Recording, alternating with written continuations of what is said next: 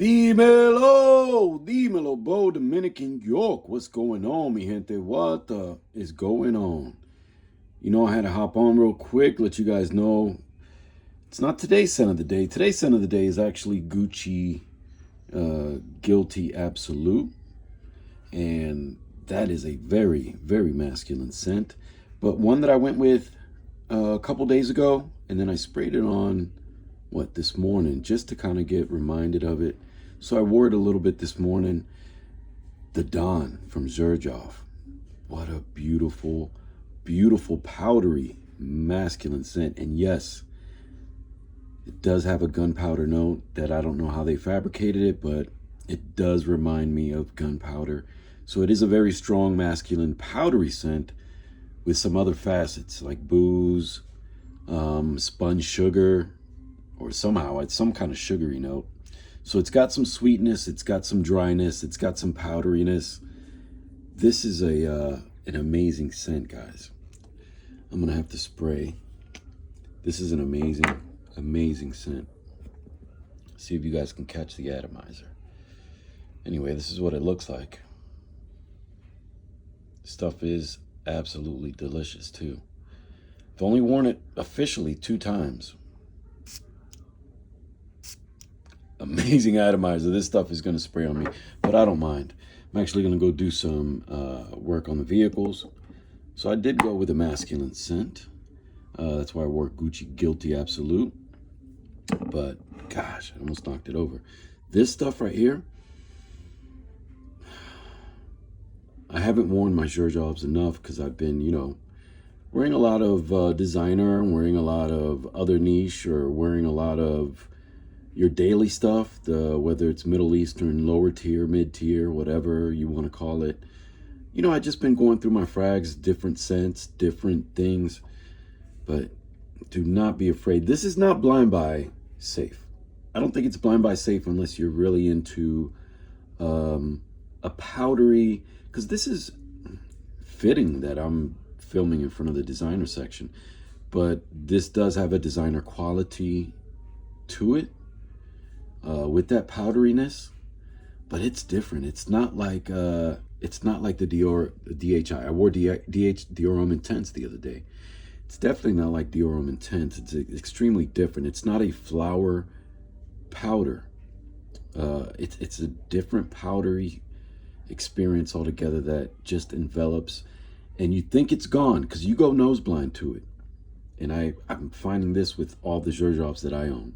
You think it's gone. Then you walk outside, and you might even apply something else, right? But then you go outside, and you build up some body heat.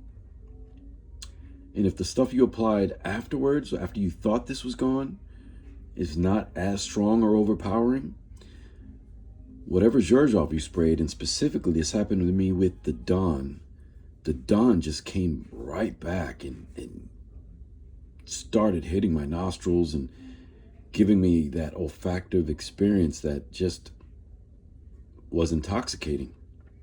Made me enjoy the second wearing of the Don that much more. This is one that I definitely am going to get more wearings. Believe it or not, I wore it in the heat, but I think this is also going to work great and maybe even outshine itself again during the winter, because it is dense. It is dense, and I'm not afraid of wearing dense fragrances, as you know, if you're a friend of the channel, in heat. You just got to be mindful of your sprays, right?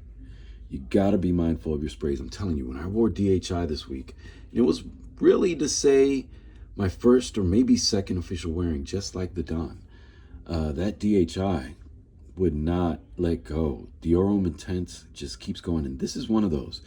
But I feel like this is a little bit more laid back on my olfactive experience. Maybe I sprayed less, but I don't feel like I oversprayed DHI.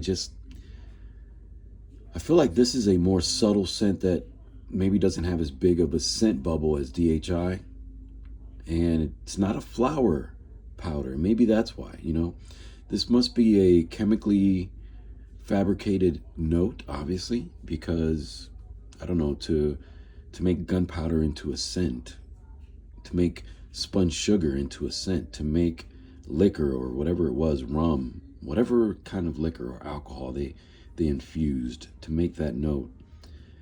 It couldn't have been something natural. It had to be a chemical, and those accords are really what makes this that sugary, boozy, gunpowdery, and it is powdery, guys.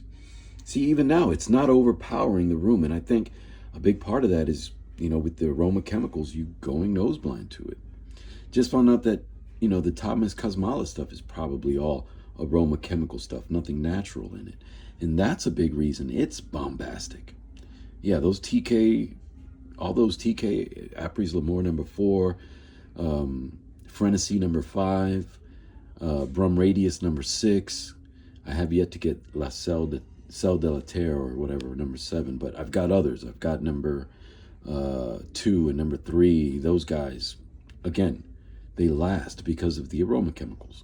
And I believe this is not anything built from naturals. It could have naturals in the base, but it doesn't say any of that.